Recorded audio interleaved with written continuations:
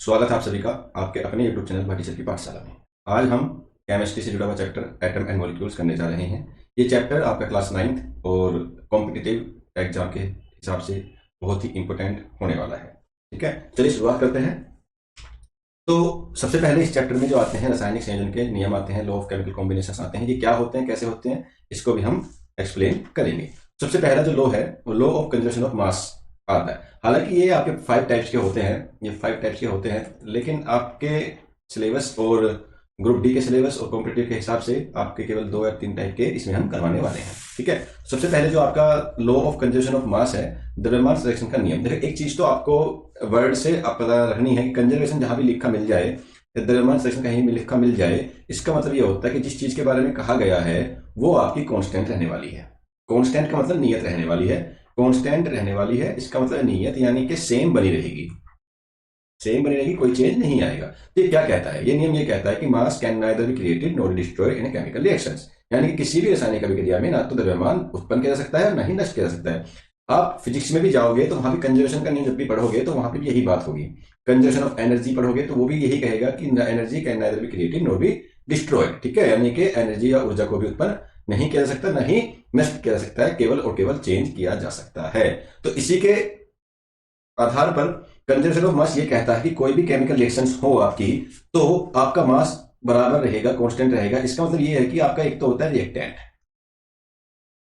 और एक होता है जो प्रोडक्ट बन के आता है। केमिकल रिएक्शन यही बोलती है भाई, केमिकल रिएक्शन का मतलब ये है कि आपके पास रिएक्टेंट होंगे और उसका आपका प्रोडक्ट मिलेगा। रिएक्टेंट का मतलब हिंदी में बोले तो अभिकारक होंगे और उन अभिकारकों से क्या आपको उत्पाद मिलने वाला है। बात करें तो ऐसे कि कोई आप बिजनेस करते हैं, बिजनेस में आपने क्या इन्वेस्टमेंट किया और उसके बाद आपको क्या प्रोडक्ट मिला या क्या आउटपुट मिला। ठीक है, सेम कहानी यहाँ पर चलती है। जैसे कि मान लो कि ये क्या कहता है कि ये CH4 मीथेन है और मीथेन को ऑक्सीजन के साथ रिएक्ट करवाते हैं। तो मीथेन का कुछ स्ट्रक्चर इस टाइप से होता है और ऑक्सीजन से रिएक्ट करवाया तो ये बनती है हमारी CO2 और 2H2O। इसका मतलब यहाँ पे क्या है, इसका मतलब यहाँ पे ये है, आपको समझाते हैं हम। देखिए, ये रिएक्शन ऐसे हो रही है, CH4 प्लस 2O2 इससे मिलकर बन रहा है CO2 प्लस 2H2O। यानी कि ये तो हमारा होता है आपका रिएक्टेंट और ये हमारा होता है आपका प्रोडक्ट। तो इस लॉ के हिसाब से जो द्रव्यमान है, जो मास है रिएक्टेंट का, वो मास होना चाहिए इक्वल टू प्रोडक्ट का। तो इसको हम अगर सोल्व करें, देखिए कार्बन और मीथेन, इसका मास निकालने की तकनीक है। आपको थोड़े से एटम के नंबर याद करने पड़ेंगे, परेशान नहीं होना है। नेक्स्ट टॉपिक जो होगा वो इसी के ऊपर होगा, कैसे हमें उसको याद करना है। ठीक है, तो C के अंदर जो वेट होता है 12 होता है, H के अंदर जो वेट होता है 1 होता है। ठीक है, और बात करें 4 एटम है तो 4 यानी कि 4 यूनिट यहाँ पे हाइड्रोजन का मास होगा और 12 यूनिट यहाँ पे कार्बन का मास होगा। तो टोटल जो मास की बात करें CH4 की, तो वो आपका 16 12 4 16 यूनिट बन के आता है। वहीं 2O2 ऑक्सीजन की बात करें तो एक ऑक्सीजन के मॉलिक्यूल में 16 मास होता है। 16 के 2 ऑक्सीजन है, 4 ऑक्सीजन है। तो यहाँ पे अगर बात करें, ये देखो 16 के 2 है तो 16 दूनी 32 होता है और एक 2 और है तो 16 जो होगा 4 6 24, 4 1 4 2 6, 64 ग्राम होगा यूनिट। इन सभी की बात करें तो टोटल मिलकर के आपका कितना मास आता है, टोटल मिलकर के आपका 6 4 10 हासिल 1 7 1 1 8 80 यूनिट मास किसका आता है, 80 यूनिट मास आपका रिएक्टेंट का है। तो जब रिएक्ट होके आपको मिला प्रोडक्ट, ठीक है, तो प्रोडक्ट का मास भी 80 यूनिट होना ही चाहिए। अगर 80 यूनिट है, इसका मतलब है कि आपका जो रिएक्शन है वो law of conservation of mass को फॉलो करती है और कोई भी रिएक्शन होगी केमिकल के अंदर, केमिस्ट्री के अंदर कोई भी रिएक्शन होगी तो इस लॉ को फॉलो करेगी ही करेगी, अदरवाइज वो केमिकल रिएक्शन नहीं होगी।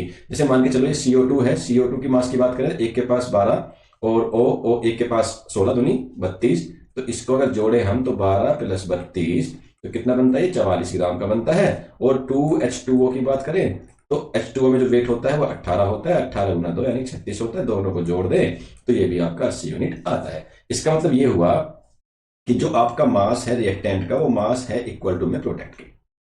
तो कोई भी रिएक्शन होगी तो दोनों तरफ का रिएक्टेंट और प्रोडक्ट का मास बराबर बना रहेगा। ये नियम यही बोलता है। ठीक है, और इस नियम को देने वाले हमारे कौन थे, वो साइंटिस्ट थे एंटोनियो लेवाइजर, और 1774 में ये लॉ प्रकाशित हुआ था। ये आपको ध्यान में रखना है। ठीक है, आई होप दैट ये आपको नियम समझ में आ गया होगा। समझ में आया है तो चैनल को लाइक और सब्सक्राइब जरूर कर दे। हमेशा बात ध्यान रखनी है, कंजर्वेशन जब भी कभी भी आता है तो कंजर्वेशन का मतलब नियत, नियत मतलब कांस्टेंट। कोई चेंज नहीं, कोई बदलाव नहीं, आपने जितना इनपुट दिया उतना उतना ही आपको, देखो एक बिजनेस है, बिजनेस में आपने जितना लगाया उतना तो एटलीस्ट आपको मिलना चाहिए, उसके बाद जो मार्जिन होगा वो आपका आउटपुट होगा। ठीक है, तो ये आपको ध्यान रखना है।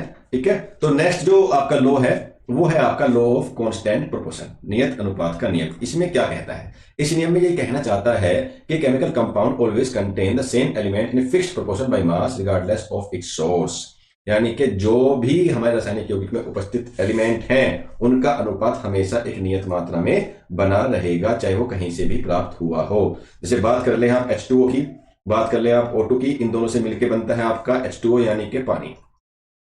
ठीक है, अब पानी हमें एक जगह से तो मिलता नहीं है, कई जगह से मिलता है। पानी हमें नदियों से मिलता है, पानी समुद्र से मिलता है, पानी बरसात से मिलता है, पानी बर्फ से भी बल्कि मिलता है। कोई से भी टाइप का पानी हो, कहीं से भी मिला हो, उसके अंदर जो एलिमेंट की मात्रा है वो सेम अनुपात सेम रेशो में बनी रहेगी। जैसे या हाइड्रोजन की बात करें तो एक हाइड्रोजन पे एक जो है 1 ग्राम, ये देखो 2 दूनी 4, 4 हाइड्रोजन बन रही है और 4 ग्राम आपका मास हो रहा है। एक हाइड्रोजन पे मास होता है 1 ग्राम या 1 यूनिट मान सकते हैं। ठीक है, तो 4 हाइड्रोजन पे 4 यूनिट आपका मास होगा। वहीं जब ऑक्सीजन की बात करें तो ऑक्सीजन पे एक ऑक्सीजन पे होता है आपका 16 ग्राम 16 यूनिट, तो 2 ऑक्सीजन की बात करें तो आपका बनेगा 32 यूनिट।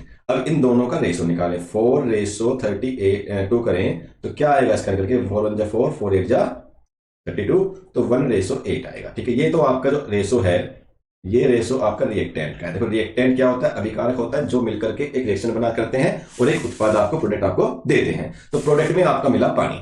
अब पानी कोई सा भी हो, इसमें हाइड्रोजन और ऑक्सीजन दोनों का अनुपात एक कांस्टेंट बना रहेगा जिसका है 1:4। ये बात आपको ध्यान रखना है।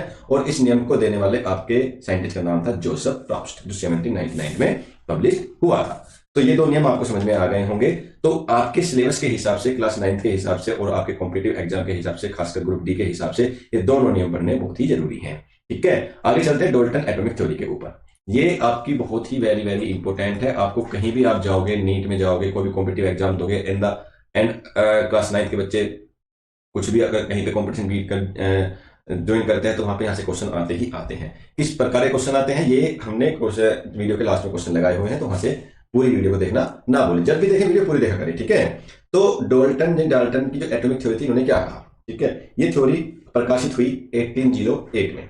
ठीक है, इन्होंने ये कहा कि जो नेचर ऑफ मैटर है in terms of any individual particles called atom, यानी कि इन्होंने एटम के बारे में हमें जानकारी देना शुरू किया। यानी कि इन्होंने बताया कि जो सभी जो मैटर हैं वो सभी सूक्ष्म और अविभाज्य कणों से बने होते हैं, यानी कि माइक्रो बहुत ही टिनी पार्टिकल्स और अनडिविजिबल जो डिवाइड नहीं हो सकते उनसे मिलकर बने होते हैं। ठीक है, ये बात मान ली गई क्योंकि उस टाइम पे थ्योरी का जमाना था, तो ये बात उनकी मान ली गई। तो उन्होंने अपने कुछ और नियम जो है, मुख्य बिंदु जो है उसके दिए। पहला जो पॉइंट था कि matter is made up of टिनी individual particle called atom, यानी कि जो मैटर है वो मैटर अत्यंत सूक्ष्म और अविभाज्य कणों से मिलकर बना है, उसी को हम एटम बोलते हैं। यानी कि एटम की परिभाषा इन्होंने आपको दे दी। ठीक है, तो ये बात ध्यान से, हालांकि इससे पहले एनसीईआरटी बोलती है कि सबसे पहले इंडिया के महर्षि कनाद ने इसके ऊपर अपना सिद्धांत प्रस्तुत कर चुके हैं। ठीक है, एटम के बारे में सबसे पहले किसने बताया तो महर्षि कनाद का नाम आएगा, लेकिन एटॉमिक थ्योरी सबसे पहले किसने दी तो डाल्टन का नाम आएगा। ये क्वेश्चन ध्यान रखना है। ठीक है, तो सबसे पहले यही है कि जो मैटर है आपका, मैटर मतलब पदार्थ, जो आप कुछ भी हो, कुछ भी ले लेगा आप, एनीथिंग एल्स। पेन ले ले, पेन भी एक मैटर का बना हुआ था। मैटर उन्हें बोलते हैं जो साइज और द्रव्यमान रखते हैं और जगह घेरते हैं। ये आप वीडियो में जाके एक्सप्लेन कर रखा है, वहां पे जाके देख सकते हैं। तो डाल्टन कहता है कि डाल्टन जो बिलीव करते थे कि एटम बहुत ही स्मॉलेस्ट यूनिट ऑफ मैटर है, यानी कि पदार्थ की बहुत ही सबसे छोटी यूनिट है जिसको हम डिवाइड नहीं कर सकते, काट नहीं सकते। तो एक बात यहाँ पे सिद्ध हो जाती है कि ये हमारा नगण्य होगा, यानी कि ये हमारा अनविजिबल भी होगा। देखिए, जिसको हम देख सकते हैं उसको हम काट सकते हैं। ठीक है भाई, कोई पेन ले लो, मान लो ये पेन है और मैं छोटे छोटे हिस्से करते अनगिनत हिस्से में इसे कर सकता हूं, लेकिन एक टाइम पे एक हिस्सा ऐसा आएगा कि मेरे को चीजें दिखना वो बंद हो जाएगी। उस कंडीशन में ही जो पार्टिकल होगा वो इस पेन का एटम होगा। यानी कि एटम जो है बहुत ही सूक्ष्म पार्टिकल होता है, ये डाल्टन हमें बता चुके थे। ठीक है, सेकंड पॉस्टुलेट में इन्होंने ये कहा था कि जो एटम है वो सारे के सारे आइडेंटिकल होते हैं, कि सभी समान होते हैं। जैसे ये पेन है, पेन की ये निब है, ये आपकी सब प्लास्टिक से बना हुआ है, तो अगर मैं इसको कट करूं सारे के सारे कट पीस सेम पार्टिकल के होंगे, सेम एटम के होंगे। ये डाल्टन की थ्योरी अभी तक कह रही है। ठीक है, थर्ड पॉइंट में ये कहा गया है atom of different elements and different properties. अब इसमें ये कहा कि देखो एटम बहुत सारे हैं, एटम की बात करूं मैं, हाइड्रोजन है, हीलियम है, लिथियम है, ऑक्सीजन है, सभी के सभी डिफरेंट डिफरेंट अपने एलिमेंट डिफरेंट डिफरेंट प्रॉपर्टीज रखेंगे। सीधी सी बात है भाई, घर में 4 सदस्य हैं तो चारों की प्रॉपर्टीज अलग अलग है। ये तो एटम है तो यहाँ तो प्रॉपर्टी अलग अलग होगी, ठीक है। Atom combine in whole number ratio to form compound. Atom जो होते हैं मिलकर के एक सरल पूर्णांक अनुपात बनाते हैं, होल नंबर रेशो बनाते हैं। जैसे हमने पानी लिया, पानी के अंदर हमने देखा रेशो 2:1 काम कर रहा है। यहां पर वेट की बात नहीं हो रही है, ये ध्यान रखना। वेट का रेशो जो है 4:1 है, लेकिन एटम कितने नंबर ऑफ एटम है? देखो हाइड्रोजन H2O में 2 तो आपके हाइड्रोजन है, एक आपका ऑक्सीजन है, तो 2:1 की बात हो रही है। कितने नंबर ऑफ एटम है? तो ये होल नंबर में होता है। होल नंबर मतलब 0 1 2 3 4 5 ये सब चीज चलती है। दूसरा यही कहा गया, फिफ्थ जो लोग कहा गया कि atom can neither be created और नॉर बी डिस्ट्रॉयड, कि एटम को ना तो नष्ट किया जा सकता है ना ही उत्पन्न किया जा सकता है, केवल चेंज किया जा सकता है। ये आगे की थ्योरी में पढ़ेंगे, ठीक है। तो कुछ जो है डाल्टन्स थ्योरी के वो पॉइंट थे जो आपको माइंड में रखने ही रखने हैं, बहुत जरूरी हैं, ठीक है। लेकिन ऐसा होता है कि कोई भी थ्योरी अपने आप में सर्वोपरि नहीं होती, तो इस थ्योरी की भी कुछ लिमिटेशंस थी, लेकिन सबसे पहली थ्योरी है इसलिए इसको मान्यता दी गई है। सबसे पहली जो लिमिटेशन थी, इन्होंने कहा एटम आर नॉट इंडिविजुअल, यानी कि एटम को हम डिवाइड नहीं कर सकते। लेकिन हुआ क्या? लेकिन हुआ ये कि जब हम इलेक्ट्रॉन, प्रोटॉन और न्यूट्रॉन की खोज कर चुके थे, तो ये इसका कथन स्वतः ही अपने आप ही गलत हो चुका था कि एटम डिवाइड हो सकता है। भाई इन्होंने कहा कि ये एटम है, अब बाद में पता चला कि भाई इसके अंदर तो इलेक्ट्रॉन भी है, प्रोटॉन भी है, न्यूट्रॉन भी है, तो डिवाइड तो हो गया, ठीक है। तो यहां पे ये थ्योरी फेल हो जाती है। दूसरा इन्होंने कहा कि items of the same element may not be identical, यानी कि एक ही तत्व के परमाणु समान नहीं हो सकते, एक ही तत्व के परमाणु समान नहीं हो सकते। देखिए इस बात की कंसेप्ट में पता चला, देखो डाल्टन ने कहा था एटम इंडिविजुअल है, लेकिन यह पुष्टि खत्म हो गई कि एटम्स इंडिविजुअल नहीं है, उनको बांटा जा सकता है। दूसरी बात डाल्टन ने कही थी कि एटम्स सेम एलिमेंट के सेम सब के सब आइडेंटिकल होते हैं, कि एक ही तत्व के परमाणु समान होते हैं, लेकिन आफ्टर द डिस्कवरी ऑफ समस्थानिक यानी आइसोटोप्स। अब परेशान ये नहीं होना है कि आइसोटोप्स क्या होते हैं, आइसोबार्स क्या होते हैं। जैसे भी नेक्स्ट वीडियो हम डालेंगे तो उसमें आइसोटोप्स, आइसोबार्स हम आगे समझाते हुए चलेंगे। देखिए एक वीडियो में सब कुछ जो है सम्मिलित कर पाना पॉसिबल नहीं है, और ना ही आपको समझ में आएगा, वीडियो बहुत लंबी खिंच जाएगी और वीडियो को आप जो है देखते देखते बोर भी हो सकते हो। इसलिए हम वीडियो को टॉपिक वाइज लेके आते हैं, टॉपिक वाइज समझाते हैं, और टॉपिक वाइज कैसे क्वेश्चंस कॉम्पिटिशन्स में आते हैं, कैसे क्वेश्चंस स्कूल लेवल पे आते हैं, वो समझाने का प्रयास करते हैं। तो एक ही तत्व के परमाणु समान नहीं हो सकते, ये भी गलत हो गया। डाल्टन ने यह कहा था कि एक ही तत्व के परमाणु समान हो सकते हैं, लेकिन आफ्टर द डिस्कवरी ऑफ समस्थानिक आइसोटोप्स ये पुष्टि भी खत्म हो गई। आइसोटोप्स उसके बोलते हैं जिनके एटॉमिक नंबर सेम होते हैं, लेकिन एटॉमिक मास अलग अलग होते हैं, एटॉमिक वेट अलग अलग हो जाते हैं। थर्ड जो उन्होंने लास्ट पॉइंट थर्ड में कहा था कि atoms can be created destroyed in nuclear reactions, उन्होंने तो कहा था ये कि atom can not B created और नॉट बी डिस्ट्रॉयड, लेकिन बाद में न्यूक्लियर रिएक्शंस आ गई after the fusion and fusion के बाद उनका ये तथ्य भी फेल हो गया। तो भाई मेरी बात मान के चलो कि जो चीज शुरुआत में निकल चुकी है वो जरूरी नहीं कि 100% सत्य हो, चीजें बदलेंगी, चीजें आगे फ्यूचर में आएंगी। तो यहां तक हम सभी जो है अब आज की वीडियो के टॉपिक कंप्लीट कर चुके हैं। दो आपके सिलेबस के हिसाब से, दो हमने आपके जो है नियम करवाए, मास कंजर्वेशन का और कांस्टेंट रेशो का, कांस्टेंट प्रोपोर्शन का, और तीसरा है Dalton's atomic theory. Dalton atomic theory is a very very important topic, ये आपको पता होना चाहिए।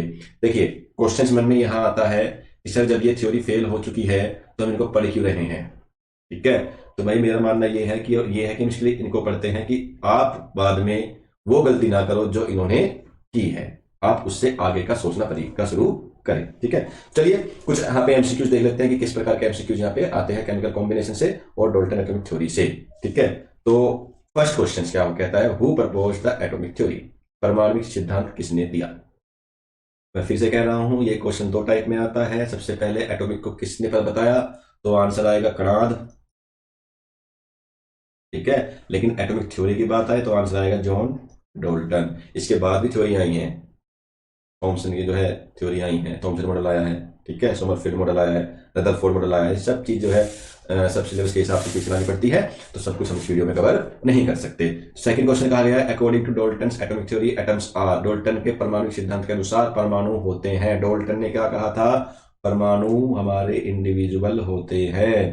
तो पहला ऑप्शन गलत, दूसरा ऑप्शन तो C is the right answer, individual and indestructible, यानी कि अविभाज्य और अविनाशी कण है। अविनाशी का मतलब इसको उत्पन्न नहीं किया जा सकता और ना ही खत्म किया जा सकता है, नष्ट किया जा सकता है। ठीक है, तो ये आपकी थ्योरी क्वेश्चन था।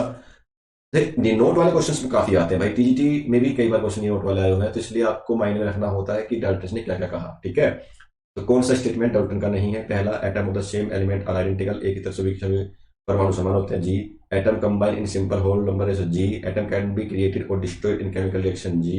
Atom of different element have different proportion, जी। तो option C is the right answer. इन्होंने कहा था कि एटम को create can not be create और नॉट बी डिस्ट्रॉयड के बारे में बताया था। ठीक है भैया, चलिए next question. Which law state that mass is neither created not destroyed in chemical reaction, किसी रासायनिक अभिक्रिया में मास को, द्रव्यमान को ना तो उत्पन्न किया सकता है ना ही नष्ट किया सकता है। और ये जो आंसर है law of conservation of mass, जो कि दिया था डिवाइजर ने। ठीक है, क्वेश्चन नंबर 5 कहता है who gave the laws of constant proportion, constant proportion का लॉज किसने दिया? देखो अब यहां पे समझो, डाल्टन ने अपने नियम में कह दिया था कि जो भी आपके केमिकल रिएक्शंस होती है सब उसमें कांस्टेंट प्रोपोर्शन में रहते हैं। तो ये जो आंसर दिया था आपका जॉन डाल्टन ने बताया था। ठीक है, क्वेश्चन नंबर 6 में कहा गया है which of the following is an example of law of constant proportion, constant proportion का जो लॉ है, सॉरी इसमें जेसफ प्राउस्ट आंसर है। ठीक है, कांस्टेंट प्रोपोर्शन जो है के नियम का उदाहरण दीजिए। तो भैया हमने कहा था कि एलिमेंट इज द रेशो बताएंगे, तो H2O ऑलवेज H2O 2:1 में रहने वाला है, दो हाइड्रोजन के एक ऑक्सीजन का, कार्बन ऑक्सीजन कार्बन, देखो यहाँ पे 1 है, यहाँ पे 1 है, यहाँ पे 1:2 है, तो ये तो गलत हुआ। 1:1:HCl यहाँ पे गलत हुआ, तो आपका first option is the right answer. ठीक है, क्वेश्चन नंबर 7 में कहा गया लॉ ऑफ मल्टीपल प्रोपोर्शन। अच्छा, मल्टीपल प्रोपोर्शन का जो आंसर दिया था आपका ये जो डाल्टन ने था, हालांकि पिछले उसमें नहीं है, लेकिन मे बी नेक्स्ट वीडियो में हम इसको कवर करेंगे। ठीक है, जो the following is incorrect according to Dalton's atomic theory, Dalton के एटॉमिक थ्योरी के में क्या गलत है इन चारों में से? तो atom of the same element are identical, जैसे सही है। Atom can be divided into proton, ये गलत है। देखो आगे सही है, एटम के अकॉर्डिंग हम एटम को डिवाइड नहीं कर सकते। ये बाद में डिस्कवरीज हुई, बाद में साइंटिस्ट आए, उन्होंने डिस्कवरीज करी, प्रोटॉन को बताया, न्यूट्रॉन को बताया, इलेक्ट्रॉन को बताया, तब जाके एटम डिवाइड हुआ। लेकिन उससे पहले डाल्टन के अकॉर्डिंग कुछ भी डिवाइड नहीं होने वाला था। तो आई होप दैट कि आपको ये वीडियो सभी को पसंद आ रही हैं। तो पसंद आ रही हैं तो हमारी आपसे एक रिक्वेस्ट है कि चैनल को सब्सक्राइब और लाइक जरूर कर दें और शेयर भी करते रहें। ठीक है, तो नेक्स्ट वीडियो के लिए जल्दी ही अपलोड करेंगे, तब तक के लिए थैंक यू, धन्यवाद।